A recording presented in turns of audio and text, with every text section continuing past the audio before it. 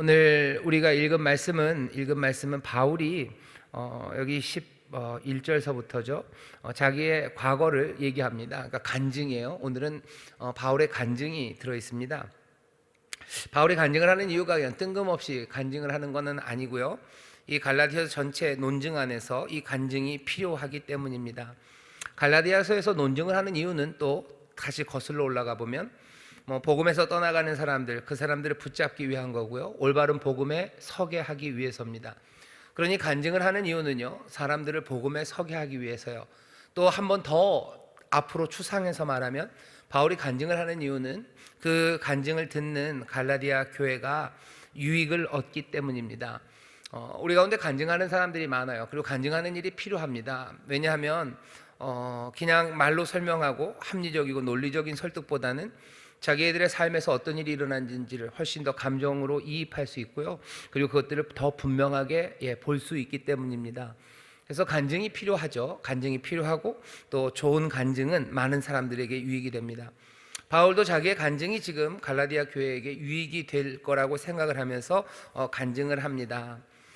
아마 말씀을 좀 더 깊이 우리가 읽기 전에 미리 간증에 대해서만 얘기하자면, 다른 사람들의 도움을 주기 위해서 간증하는 건 정말로 유익하지만 때로는 다른 사람을 위해서가 아니라 나를 위해서 간증하는 사람들이 조금 있습니다. 나를 위해서 간증한다는 건 자기 자랑하려는 거죠. 자기 높아지려고 하는 거고, 아니면 제멋에 겨워서요. 저기 천안 삼거리에 있는 버드나무처럼 제멋에 겨워서 흥흥 능수야 버드라 흥 하는 것처럼 제멋에 겨우고, 아니면 자기 자랑하려고 간증하는 경우가 있습니다. 이건 굉장히 위험하고요. 그렇게 되면 복음이 흩어집니다. 복음을 흐트러뜨릴 뿐이에요. 전혀 유익이 되지 않습니다.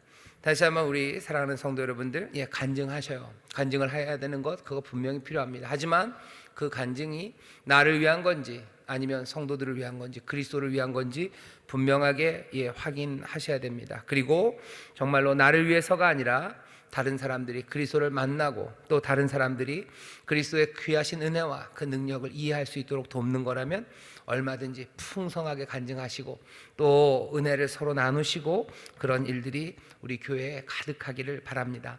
자, 갈라디아서 이 어쩌면 분노하고서 뭔가 쏟아내는 이 말씀 가운데 바울이 간증을 해요. 그러면서 우리에게 오늘 이 말씀을 전합니다. 10절서부터 볼까요? 이제 내가 사람들에게 좋게 하랴 하나님께 좋게 하랴 사람들에게 기쁨을 구하랴 내가 지금까지 사람의 기쁨을 구하는 것이었다면 그리스도의 종이 아니니라. 오늘 설교의 제목입니다. 사람이 아니라 하나님이라는 제목으로 말씀을 나누려고 해요. 처음 시작서부터 그러죠. 내가 하나님 기쁜 것 아니면 사람 기쁜 것, 사람들에게 기쁨을 구하는 것, 그건 내가 하던 일이 아니에요. 내가 사람에게 기쁨을 구하지 않습니다. 하나님의 기쁨을 구해요. 왜? 처음 시작서부터 내가 나된 것, 내가 사도로서 일하게 된 모든 수고가 사람에게서 나온 게 아니기 때문입니다. 바울은 얘기하는 거예요. 내가 전하는 복음, 내가 너희들에게 전하는 메시지가 사람에게서 나온 거 아니다. 이건 하나님에게서 나온 거다라는 걸 분명히 합니다. 왜 이 이야기를 바울이 그렇게 심각하게 하냐면요, 지금 갈라디아 안에 다른 복음이라고 말하는, 복음이라고 주장하면서 말하는 사람들의 가르침이 있어요. 그 메시지들이 있어요. 이 메시지와 바울의 메시지가 지금 부딪힙니다. 그러니 바울은 뭘 원하는 거예요? 이 다른 복음을 버리고 지금 바울 자신이 전한 이 복음을 갈라디아서 사람들이 붙잡고 이리로 나오기를 원하는 거죠. 그런데 사람들이 볼 때는 이거나 그거나 비슷비슷해요. 그러니 지금 바울이 얘기하는 겁니다. 내가 전하는 이 복음은 비교할 만한 게 아니에요. 어쩌면 굉장히 조금 오만해 보입니다. 그러니까 다른 복음의 레벨과 난 전혀 다르대요.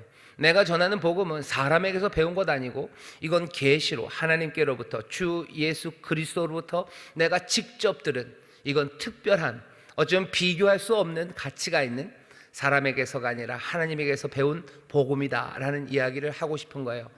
지금 그 이야기를 하는 겁니다. 그런데 그러면 좀 너무 이상하죠. 그냥 너 혼자 그런 거냐. 그러니 바울이 뒤에다가 자기의 간증을 하면서요, 내가 여호와께 하나님께 직접 배웠지만 내가 이거 배운 게 그렇다고 해서 교회 일반에 있는 복음과 다른 거 아니다. 여기 사도들이 가르치는 복음과 내가 전하는 복음이 다르지 않다는 걸 뒤쪽에 가서 설명합니다. 뒤쪽에 가서 설명을 해줘요. 그게 이제 뭐 2장 그 이후로 나오는데, 오늘은 그 앞쪽에 있는 이야기, 바울이 정말로 이 갈라디아 사람들에게 내가 받은 복음이 사람에게서 받은 것 아니고 하나님에서 받은 특별한 것이라는 그 논증하는 이야기를 쭉 따라가면서요, 도대체 바울은 자기가 받은 은혜 그리고 자기의 삶에 대해서 어떻게 생각하고 있는지 그것들을 좀 엿보려고 합니다. 오늘 여기 있는 앞에 있는 말씀 보면 11절입니다. 너무 분명해요. 형제들아, 내가 너희에게 알게 하노니 내가 전한 복음이 사람의 뜻을 따라 된 것이 아니다. 이는 내가 사람에게서 받은 것도 아니요 배운 것도 아니에요. 오직 예수 그리스도의 계시로 말미암은 것이라. 나는 복음을 예수 그리스도의 계시로 배웠대요. 사람들이 바울의 삶을 압니다. 바울이 어떻게 살았는지를 알아요. 사도들은 뭐 베드로나 뭐 요한이나 다른 사도들은 예수님을 따라다녔죠. 뭐 길게는 3년 반, 뭐 짧게는 뭐 몇 년을 예수님을 따라다녔어요. 예수님에게서 배웠고 예수님의 죽으심 또 예수님의 부활하심을 목격한 사람들이 그 사도들이란 사람들입니다.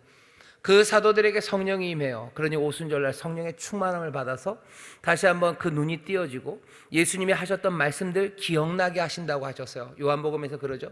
너희가 지금은 내가 한 말 다 이해하지 못할 거다. 하지만 진리의 영이 너희에게 오시면 너희에게 했던 말들 기억나게 할 거고 생각나게 할 거고 그 의미가 뭔지 너희들이 알 거라고 얘기해 주셨어요. 정말로 사도들은 그 말씀대로 그렇게 되어갔을 겁니다. 3년 반 동안 예수님이라는 탁월한 선생님이 가르쳐준 내용이 있어요.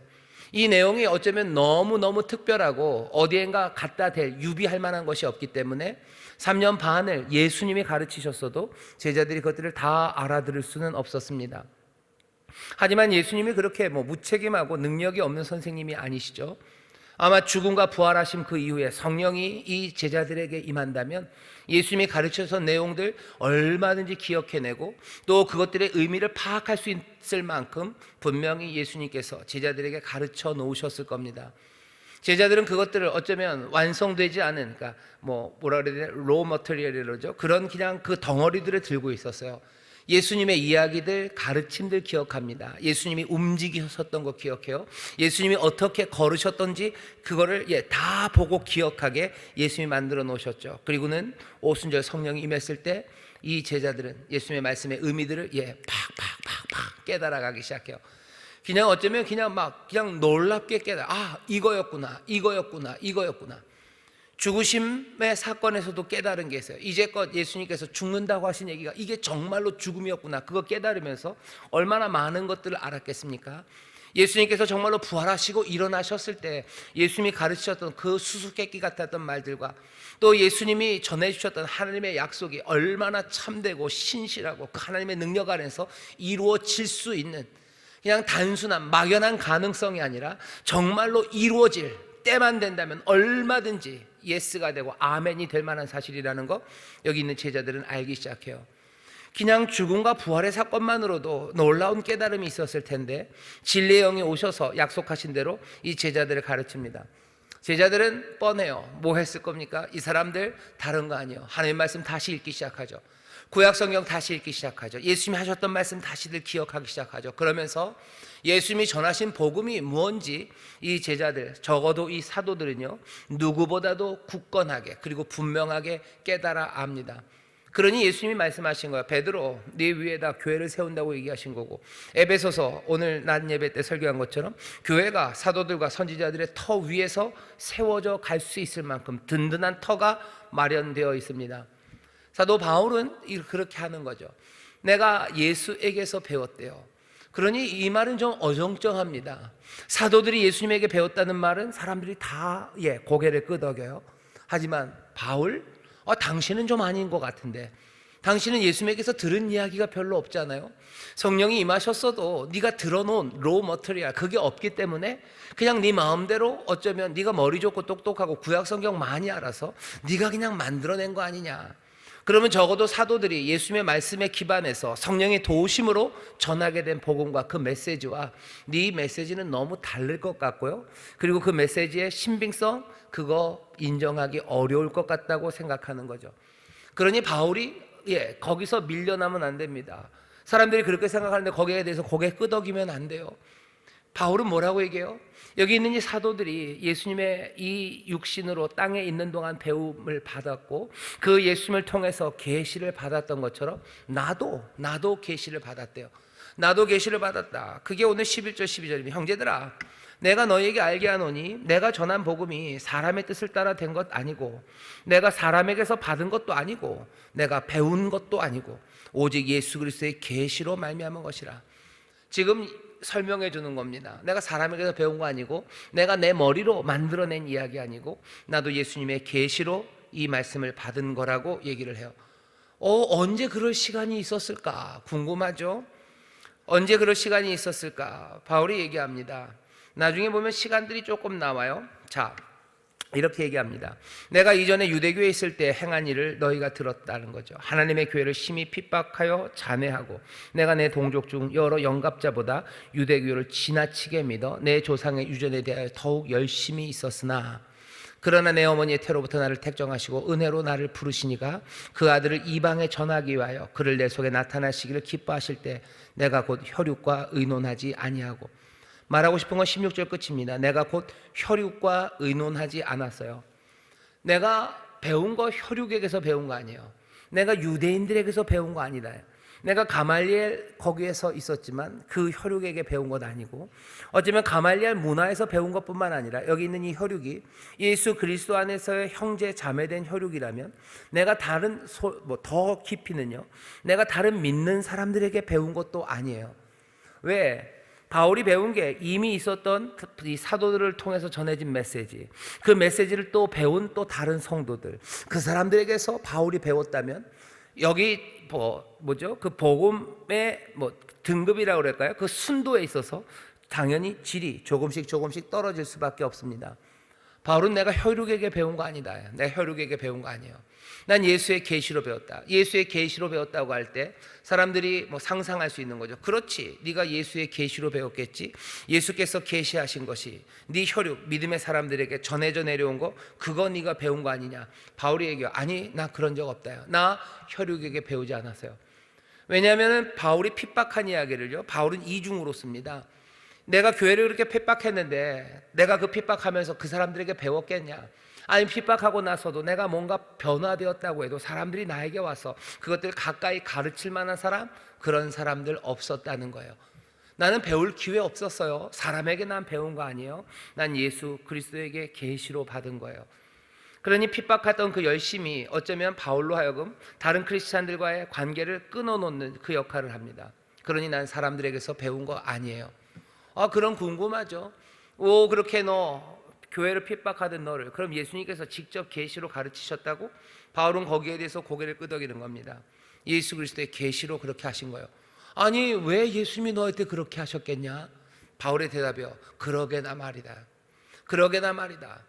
그러게나 말이다가 그 뒤에 있어요. 내가 바울, 나 열심으로 유대교회 누구보다도 열심히 해서 어떤 연갑자보다 내가 유대교를 지나치게 믿었대요. 내 동료입니다. 내 연갑자, 나와 비슷한 동시대 사람들 중에서는 아마 내가 유대교를 제일 열심히 믿었을 거다. 내가 유대교에 대한 뜨거움이 내가 누구보다도 내 동시대에 있는 옛날 사람들은 모르겠어요. 옛날 사람들은 더 열심히 뜨겁게 믿었을지 몰라도 적어도 내 동기들, 내 동시대에서는 내가 유대교를 제일 뜨겁게 믿었어요. 제일 뜨겁게 믿었기 때문에 예수 믿는 사람들, 하나님의 교회, 그리고 하나님의 교회와 하나님의 백성들 내가 핍박했었어요. 그러니 예수님의 계시가 나한테 올 리가 없지. 나도 그렇게 생각한다는 거예요. 나도 그렇게 생각한다. 그러나 내 어머니의 태로부터 나를 택정하시고 은혜로 나를 부르셨다라고 얘기하는 거예요. 그래도 은혜로 나를 부르셨네. 예수 그리스도가 왜 너한테 계시를 하냐? 왜 너한테 계시를 하냐?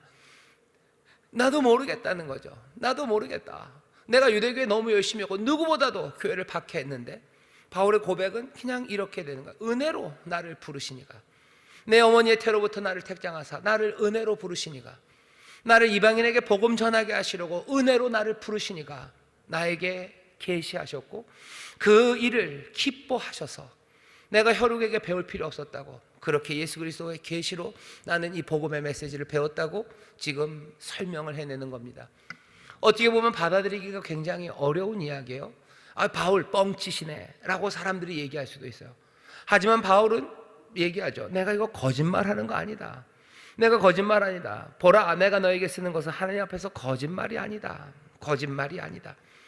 오히려 이것이 참된 건 뭘로 증거돼요? 21절입니다. 그 후에 내가 수리아, 길리기아 지방에 이르렀으나 유대의 그리스도 안에 있는 교회들이 나를 얼굴로 알지 못하고 다만 우리를 핍박하던 자가 나를 얼굴로는 잘 알지도 못하면서 그냥 교회를 핍박하던 사람이 이제는 그 믿음을 전한다함을 듣고 나 때문에 하나님 앞에 영광 올려드리고 있지 않냐.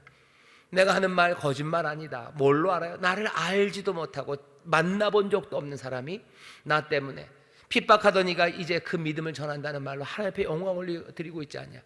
하나님 앞에 영광 올려드리고 있는 것들 보면 알 수 있지 않냐. 내가 하는 이 말들과 내가 걸어온 길이 하나님의 뜻 안에 있었고 하나님의 부르심에 순종하는 길, 그 길임을 알지 않느냐. 바울은 지금 그렇게 증명하면서 자기가 예수 그리스도에게서 직접 계시를 받았음을 갈라디아 사람들에게 지금 논증해내려고 하는 겁니다. 사람들은 이것들을 받아들일 수도 있고 안 받아들일 수도 있어요. 바울은 이렇게 얘기하지만 제일 약점은 어디입니까? 바울이 말하는 거기에요. 나를 택정하시고 은혜로 나를 부르셨다라는 말이에요. 은혜로 나를 부르셨다는 말이 무너지면 바울의 이야기는 믿을 수가 없습니다. 하지만 정말로 바울이 여기서 고백하는 것처럼 내가 그렇게 열심으로 교회를 핍박했음에도 불구하고 하나님께서는 은혜로 나를 부르셔서 내가 어머니의 태에 있을 때부터 나를 택정하셔서 이방인에게 복음을 전하는 자로 세우시는 것, 그거 기뻐하셨다라는 말, 이 말을 받아들인다면 이야기는 전혀 다른 게 돼요. 오늘 갈라디아서에서 바울이 하는 이야기는 그냥 바울 자신이 전하는 복음, 그것의 우월성 아니면 그것의 특별함을 그냥 증명하는 이야기뿐만 아니라 어쩌면 하나님의 은혜가 어떻게 우리의 삶을 바꿔내는지에 대한 아름다운 간증이 됩니다. 갈라디아서 논증은 계속 이어져 갈 거예요. 그리고 우리는 바울을 믿습니다. 거짓말하는 거 아니겠죠. 정말로 하나님의 은혜로 예수 그리스도의 계시를 받아서 바울은 그 복음의 내용들을 알았고 그것들을 배웠을 겁니다. 17절에 보면 그 시간들이 좀 더 그 시간의 공간이 좀 나와요. 또 나보다 먼저 사도된 자들을 만나려고 예루살렘으로 가지 않았다. 오직 아라비아로 갔다가 다시 다메섹으로 돌아갔노라. 그 후 3년 만에 내가 게바를 신방하려고. 그러니 어쩌면 아라비아에서 다메섹으로 돌아가는 동안 적어도 3년은 바울은 혼자 있었던 것 같습니다. 예수님의 제자들도 예수님에게 한 3년 반을 배웠어요. 바울이 얘기하고 싶은 거 구체적으로 아니에요. 그 3년 반 동안 예수님이 나를 아침마다 오셔서 나에게 가르치셨다, 그렇게 얘기하지는 않아요. 아마 그리고 정말로 그렇지는 않았을 거라고 예상이 됩니다. 바울이 아침에 일어날 때마다 예수님이 벨 누르고 딱 들어와서 앉아, 배우자, 내가 계시한다, 3년을 그렇게 가르치진 않았을 거예요. 아마 그림은 이런 거겠죠. 바울이 하나님의 말씀을 묵상하기 시작하고 다시 읽기 시작하고 자기의 경험 그리고 자기의 기도, 예수님을 만났던 그 시간들, 그 모든 것에 비춰서 말씀을 다시 묵상하고 기도하고 그 가운데 성령님이 깨닫게 하시고 또 그 가운데 신비하게도 주님을 만나는 시간들이 있었을 거고, 그러면서 바울은 자기의 전할 은혜의 복음, 그 복음을 하나하나 정리해 나가기 시작했을 겁니다. 바울은 지금 그렇게 얘기하는 거예요. 내가 사람에게서 배운 거 아니다. 하나님에게서 그리스도의 은혜로 내가 배웠대요. 그러니 내가 전하는 복음이 이게 특별할 뿐만 아니라 분명히 그리스도에게서 온 것이고, 그러니 내가 전하는 복음이 아니라 다른 복음을 붙잡고 이것과 전혀 다른 것을 붙잡고 가는 사람들, 그 사람들 조심해야 된다는 거죠. 지난주에 얘기해서 저주를 받을지어다. 그러면 그리스도와의 연합에서 너희들 떠나갈 거다, 떠내려갈 거다. 복음은 분명히 기쁜 소식이에요. 하지만 복음은 순종해야 될 내용이기도 합니다. 복음은 우리를 기쁘게만 하는 건 아니에요. 복음은 우리를 기쁘게 하는 기쁜 소식입니다. 하지만 그 소식이 전해지면 그 복음에 합당하게 살아가기 시작해야 되는 거죠. 바울이 얘기하는 은혜에 대해서 우리 조금 더 봅시다. 바울은 뭐라고 얘기하냐면 은혜로 나를 부르셨대요. 내가 하나님의 은혜를, 예수 그리스도의 은혜를 누렸다고 얘기합니다. 어떻게 교회를 핍박하던 사람, 하나님의 사람을 핍박하던 사람에게 이 은혜와 선물을 줍니까? 원래 이 선물은 바울이 받을 수 없는 거예요. 이 은혜는 바울이 받을 수 없는 겁니다. 사람들이 얘기해요. 바울이 있었던 이 시대, 이 헬라 시대에 선물, 은혜, 선물을 준다는 건 굉장히 특별한 의미가 있습니다. 요즘은 그냥 선물을 준다는 건 뭐 그 권리가 없고 받을 뭐라 그래야 되나, 그냥 주는 사람 마음대로 그냥 주면 좋아요. 그리고 그것도 그냥 받을 수 없을 것 같은 사람에게 선물을 주는 게 훨씬 더 박수 받을 만한 일이죠. 하지만 바울이 있었던 이때만 해도요, 선물을 주고받는다는 건 그것보다는 훨씬 더 복잡한 사회적인 관습이었습니다. 선물은 아무한테나 주는 것 아니에요. 적어도 이때는 그게 분명했습니다. 선물은 누구에게 주는 거요? 받을 만한 사람에게 주는 거예요. 받을 만한 가치가 있는 사람에게 선물을 줘야 돼요. 그래야 선물 주는 사람이 박수를 받습니다. 선물 받은 사람은 선물 준 사람에게요, 꼭 물건으로 갚을 필요는 없어요. 하지만 그것이 뭐 물건인 유형적인 것이건 아니면 무형적인 것이건 자기가 받은 선물의 가치만큼 되갚을 의무감을 갖는 것, 그것이 사회적으로 자연스러웠어요. 정말로 받을 만한 가치가 있는 사람에게 내어주고, 받은 사람은 또 그것에 대해서 반대급부처럼 뭔가 유형이건 무형이건 가치 있는 것을 내어주죠. 그러면서 서로 즐거워해요. 그러면서 서로 어쩌면 고양돼 가는 거죠. 서로 멋진 사람이 되어가는 거예요. 나는 멋진 사람을 안다는 거죠. 여기 선물을 받은 사람은 멋진 사람을 알아보는 멋진 사람에게 나도 또 멋진 것을 주는 거예요. 그러면서 서로 멋진 사람이 되어가는 것, 그것이 선물을 주고받는, 은혜를 주고받는 사람, 그 사회적인 관계였습니다. 그것이 꼭 뭐 귀족 사이에만 일어나는 것은 아니에요. 귀족이 노예에게 할 수도 있어요. 하지만 또 노예는 그 귀족, 그 주인에게 또 뭐 다른 선물을 주죠. 그러면서 이 은혜, 선물은 점점 풍성해지면서 자기들의 가치를 높여줘요. 사회적인 가치를 높여주고, 어쩌면 사회적인 가치가 높여가면서 자기들의 마음에 뭐라 해야 되나, 흡족함, 그것도 풍성하게 해주는 것, 그것이 선물, 은혜를 주고받는 그런 사회적인 관계의 문화였습니다. 그러니 선물을 받을 수 없는 사람, 가치가 없는 사람에게 선물을 준다는 건, 이건 선물 주는 사람에게도 모욕이 되는 거예요. 넌 뭘 알질 못하는구나요. 넌 도대체 눈이 뭐냐는 거죠. 네 눈이 도대체 뭐예요? 가치 판단을 제대로 못하는구나. 이런 말 굉장히 나쁜 말이죠. 저 어렸을 때, 야, 넌 눈이 삐꾸냐, 뭐 이런 말 했는데요. 눈이 삐꾸예요. 뭘 잘못 너 뭐 제가 누군지 알고 선물을 주냐는 거예요. 너는 그것들 판단 못하냐는 거죠. 저 사람한테 박수 쳐주면 안 돼요. 왜? 저 사람은 좋은 예술가 아니에요. 말도 안 되는 엉터리 예술가에 대해 박수 쳐주고 선물 준다는 건 내가 예술적인 안목이 진짜 안 좋다는 걸 드러낼 뿐이에요. 여기 악하고 야비하고 치사한 사람에게 내가 선물을 준다는 건 뭐예요? 어쩌면 내가 그 사람을 제대로 모를 만큼 내 마음이 굳었든지 아니면 사람을 볼 줄 모르는 사람이라는 게 증거될 뿐이에요. 그러니 아무한테나 선물 주면 안 됩니다. 아무에게나 은혜 주는 것 아니에요. 바울은 지금 하나님께서, 예수 그리스도가 나에게 계시하시고 나에게 선물을 주셨는데 나는 받으면 안 되는 사람이에요. 하나님이 나에게 은혜 주시면 안 되는, 은혜는 어차피 주는 거 아니에요. 은혜는 원래 그렇게 주는 거 아니에요. 그런데 그 은혜를 나에게 주셨다는 거예요. 여러분들, 이 느낌이 전혀 다릅니다. 지금 우리는 은혜는 늘 그렇게 받을 만한 가치가 없는 사람에게 베푸는 시혜, 그죠?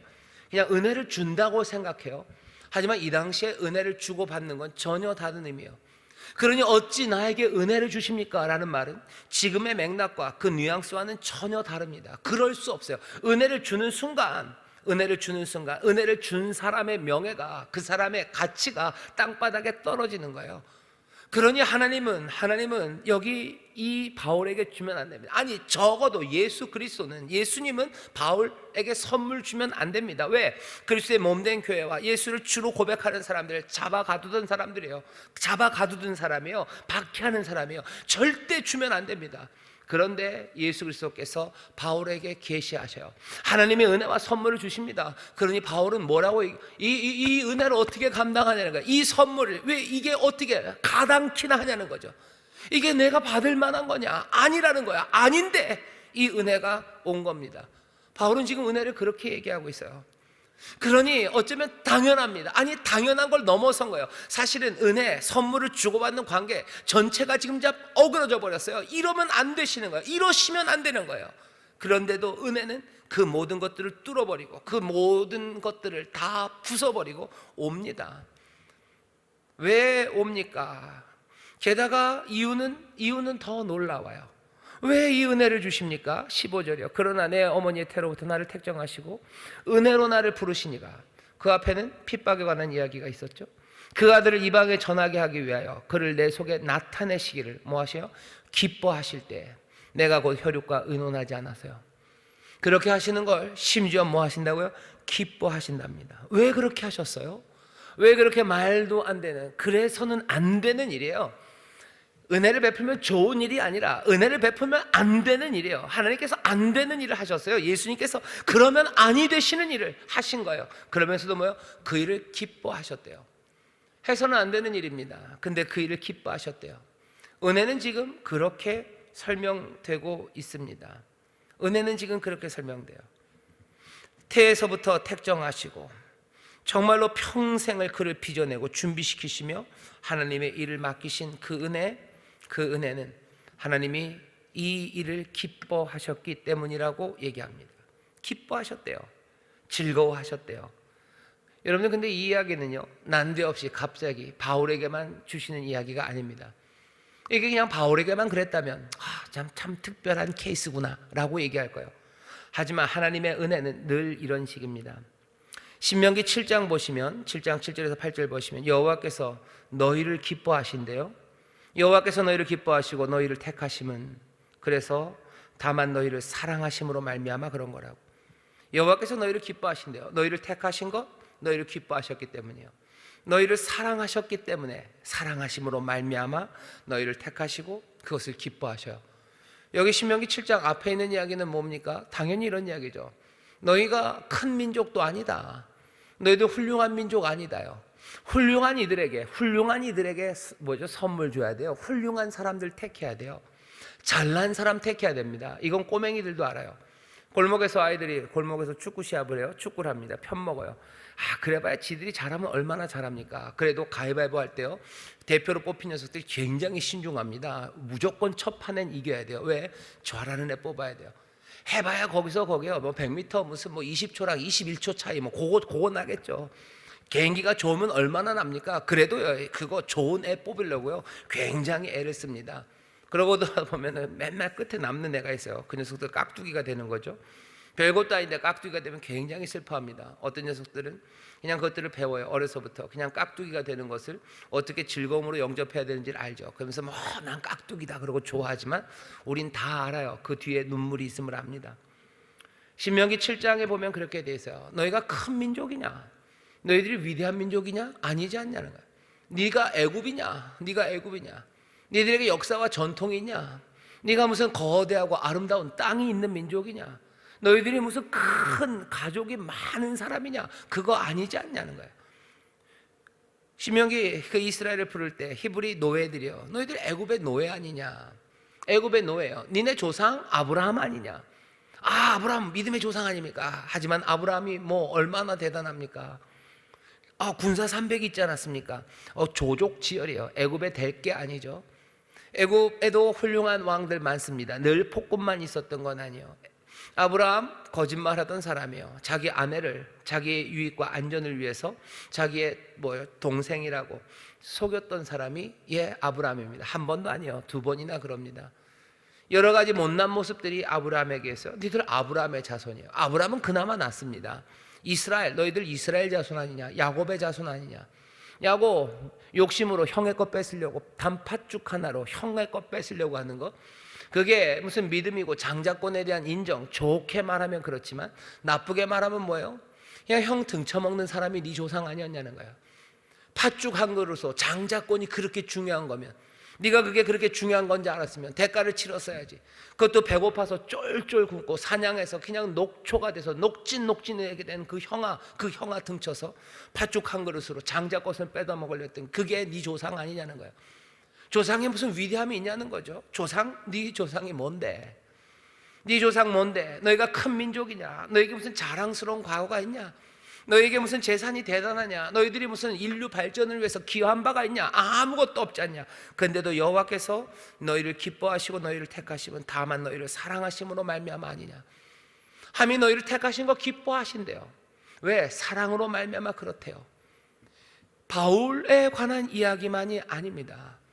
바울, 은혜를 받을 수 없는 사람에게 은혜를 베푸시고 그 일을 기쁨으로 하셨다는 이야기가 바울의 혼자의 이야기는 아니에요. 예전부터 그러셨어요. 신명기 그 이스라엘을 부르실 때부터 그래요. 우리가 잘 아는 찬송이죠. 찬송이고 성경은 스바냐입니다. 스바냐 3장 17절 보면 여호와께서 너로 인해서 기쁨을 이기지 못하셔 너를 잠잠히 사랑하셔요 너를 인하여 즐거이 부르며 기뻐하셔요. 뭐가 그렇게 잘나고 예쁘고 사랑스러워서? 스바냐에 그런 얘기 있습니까? 아니요, 그런 얘기 없습니다. 근데도 여호와께서는 너희를 보며 기쁨을 이기지 못하신대요. 너희를 잠잠히 사랑하신대요. 너희를 즐거이 부르며 너희를 기뻐하신답니다.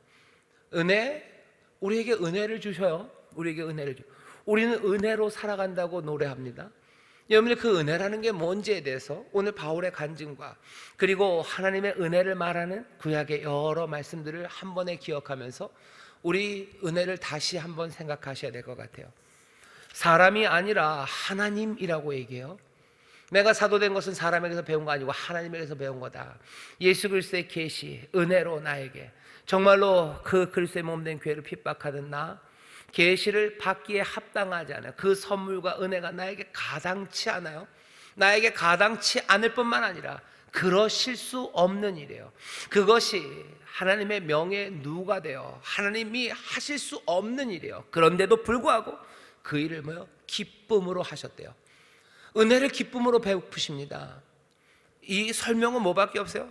다만 너희를 사랑하심으로 말미암아 하나님이 너희를 향한 인자가 너희를 향한 인자와 긍휼이 그 자비하심이 그것이 한이었고 풍성해서 너에게 은혜를 베푸시고 너에게 선물을 주시고 가당치도 않은 계시를 너에게 주시는 것 그것 하나님이 즐거움으로 그 일을 하신다고 우리에게 지금 전하는 겁니다.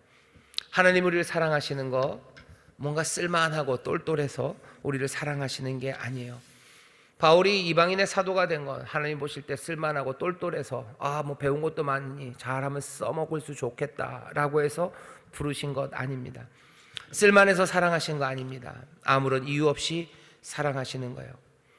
아마 평생 우리가 붙잡고 그리고 그 안에서 안전할 수 있는 사랑은요, 이 사랑밖에 없을 겁니다.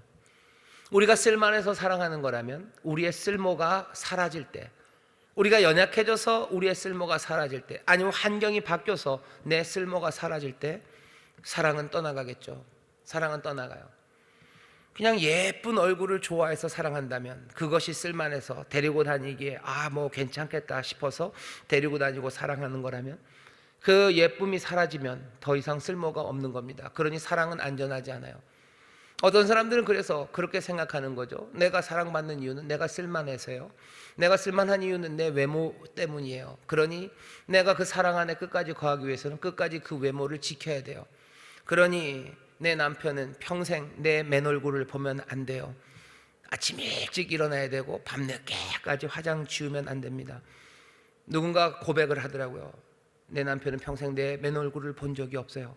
죽을 때까지도 못 볼 거예요. 내가 끝까지 내 남편보다는 오래 살 거예요 라고 말하시는 분이 있어요. 농담처럼 말씀하시지만 그렇게 얘기하십니다.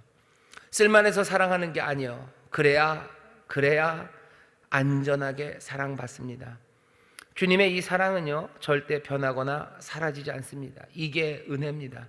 이게 성실한 인자하시며 우리는 그리고 그 안에 살아갑니다. 그러니 우리는 늘 안전해요. 우리에게 은혜 베푸시고 사랑 베푸신 이 은혜가 사라집니까? 아니요, 사라지지 않습니다. 왜? 이 은혜와 사랑은 우리가 쓸만해서가 아니에요. 아무런 이유 없이, 아니 어쩌면 우리가 악하고 못나고 사랑하시면 안 되는데도 불구하고 우리를 사랑하시는 사랑이, 그게 은혜입니다. 그러니 안전해요. 그러니 그 인자하심이 우리를 평생에 떠나지 않는다고 우리는 고백할 수 있습니다. 은혜의 이야기는 이렇게 빈틈이 없어요. 물 셀 틈 없는 은혜입니다. 물 셀 틈 없이 따박따박 다 막아 놓으셨어요. 우리로 그 은혜를 의심하거나 떠나지 못하도록 하나님께서 그 은혜가 뭔지를 우리에게 다 알려주셨어요. 그런데도 사람들은 신기하죠. 그 빈틈 없는, 물 셀 틈 없는 은혜 그 안에 거하면서도 뭐 하는 거예요? 믿음 대신에 의심합니다. 갈라디아서에서 바울이 이게 다 와닿으니까 갈라디아 사람들이 하는 일들을 보고 막 미치고 팔짝 뛴 이유는요, 어떻게 그렇게 빨리 그 복음에서, 이 은혜에서 갈 수 있냐고. 이 완벽하고 빈틈없는 은혜의 이야기 안에서 어떻게 그렇게 빨리 빈틈을 찾아내냐고. 어떻게 그 은혜를 믿으며 살아가면 되는 건데 그 믿음 대신에 의심하기 시작했냐고. 의심하면서 뭐 하는 거예요? 이렇게 하는 거죠. 갈라디아 사람들이 하는 건 그 은혜로 충분한데요, 의심하기 시작해요. 그러니 뭔가를 더 해야 될 것 같아요. 뭔가를 더 해야 돼요. 내가 율법이 말하는 할례를 해야 될 것 같아요. 내가 율법의 일들을 뭔가를 해야 될 것 같아요. 그래야 그 은혜 안에서, 그래야 하나님의 칭찬이 나에게 있을 것 같아요. 그래야 하나님이 나를 더 사랑하실 것 같고, 그래야 내가 더 온전한 은혜 안에 거하는 사람일 거라고 생각합니다.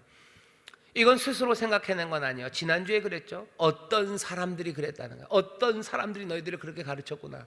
어떤 사람들이 의도적으로 자기들의 유익을 위해서 사람들에게 그런 거, 사람들에게 존경받고 사람들에게서 바울을 띄워놓고 뭔가 헤게모니를 잡기 위해서 그렇게 가르쳤다면 그 사람들은 정말로 저주를 받을 거예요. 천사가 그렇게 했더라도 바울이 얘기하는 거죠. 그 사람들은 저주를 받을지어다. 저주를 받을지어다. 그럴 수 없는 거예요. 누군가가 의도적으로 했다면 말도 안 됩니다. 어쩌면 그게 의도적이 아니었다고 할지라도 그냥 불안을 이끌면서 결국은 뭔가를 해야 된다는 건 뭐죠? 그 은혜를 의심하는 거죠. 은혜를 의심해요. 은혜를 믿어야 되는데 은혜를 의심합니다. 우리는 어떻게 살아요? 그 은혜를 인하여 믿음으로 말미암아 구원받아서요, 앞으로 살아가는 삶도 마찬가지입니다. 그 은혜를 인하여 우리는 그 은혜를 믿음으로 살아가는 거예요. 그것이 우리의 신앙만 바꿔놓는 게 아닙니다. 신앙의 길만을 만들어 놓는 게 아니라 우리가 매일매일 살아가는 삶의 모습을 다른 모습으로 만들어가요.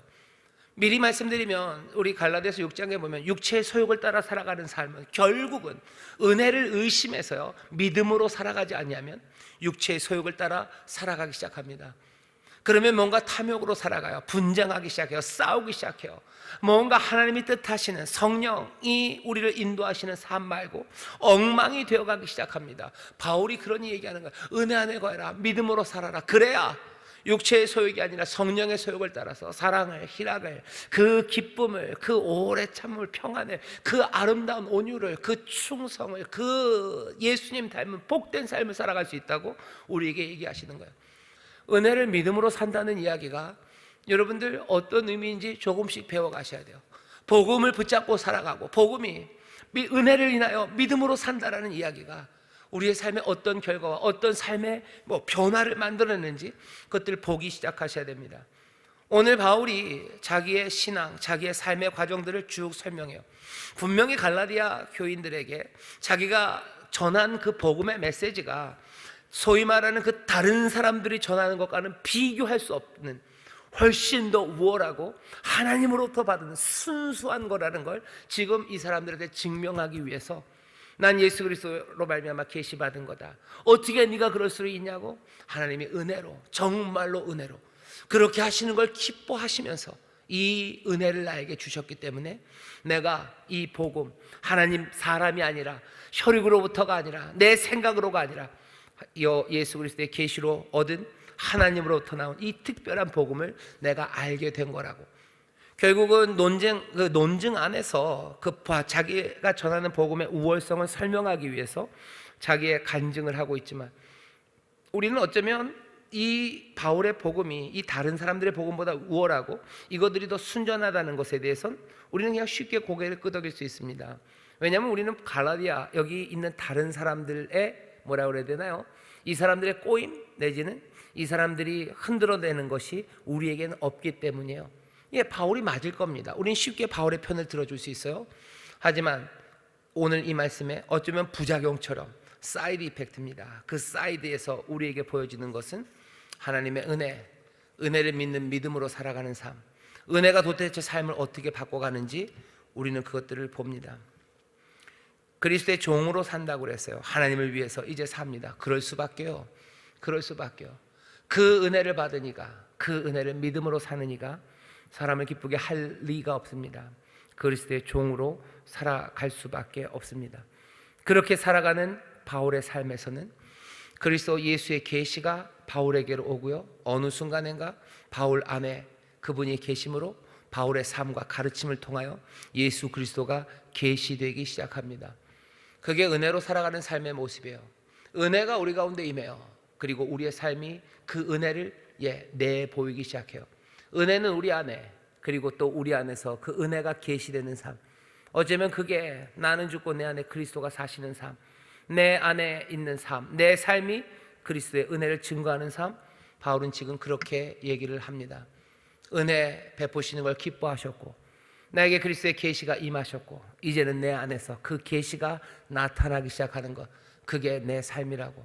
내가 전하는 복음은 이렇게 살아가는 은혜의 사람에게 직접 받은 그런 복음이니 너희들 이 복음을 무시하면 안 된다고. 이 기쁨의 소식을 너희들 따라오라고 바울이 말합니다.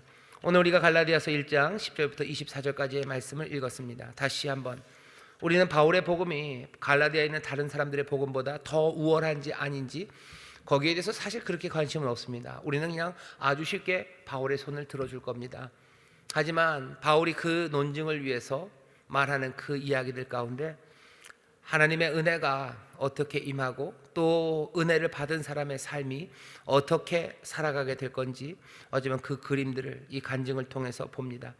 바라긴 우리 인천수목회 모든 성도들, 다시 한번 은혜가 우리 가운데 임했다는 게 어떤 의미인지 다시 한번 보시고, 그 은혜를 믿음으로 산다는 것이 도대체 무엇인지, 그리고 그 은혜가 내 삶에서 나타나기 시작한다는 것, 그 아름다움, 그리고 그 충만함, 그것들을 여러분들 놓치지 말고 붙잡으셔서 정말로 은혜를 믿음으로 산다는 우리의 고백이 참된 고백이 되고, 또 그 고백이 갖고 있는 그 아름다움, 그리고 그 빛됨, 그리고 그 고백이 갖고 있는 그 능력, 이것들을 보기 시작하고 또 누리기 시작하고 또 증거하기 시작하는 우리 모두가 되기를 주의 이름으로 축원합니다.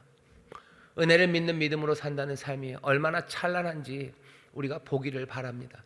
은혜를 믿음으로 사는 삶이 세상의 방식과는 얼마나 다른지 그것들을 증거하는 우리 성도들이 되기를 바랍니다. 오늘 이 저녁에 우리가 함께 모였어요. 오늘 예수 그리스도의 계시가 우리에게 빛으로 임하시는 거죠. 우리를 깨닫게 하시는 거죠. 우리에게 다시 한번 약속이 임하는 거고, 우리를 향하여 부르시는 정말로 그 따뜻한 부르심이 우리 가운데 들려지고, 우리가 버려야 될 것에 대해서 우리에게 얘기하시고, 또 그렇게 할 수 있도록 용기를 주시고, 우리에게 꿈을 주시고, 또 환상을 보이시고, 우리가 걸어가야 될 길과 우리가 해야 되는 순종, 그것들을 알리시는 계시, 은혜로 우리 가운데 임합니다. 믿음으로 붙잡으셔요. 성령의 도우심을 구하고, 버려야 될 것 버리고 가야 될 길로 발걸음 옮기기 시작하고, 해야 될 말들 입을 벌려서 입을 열어 말하기 시작하고, 또 하지 말아야 될 것들 이제 내가 다 치워 불태우고 맑은 물로 씻고, 예수 그리스도의 계시가 우리 가운데 그렇게 임하는 그 은혜를 여러분들 체험하셔서 어떻게 된다고요? 예수 그리스도 그 영광과 은혜가 우리에게서 나타나게 됩니다. 하나님은 그것을 기뻐하셔요. 그렇게 되기를 원하십니다. 우리에게 그 은혜를 주시니까 기뻐하시는 그 일, 우리는 그 일 할 겁니다. 사람을 기쁘게 하랴 천만에 우리 하나님을 기쁘게 할 겁니다.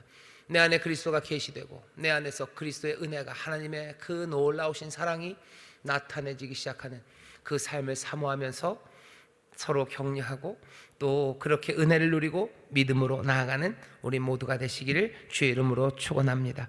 기도하겠습니다. 하나님,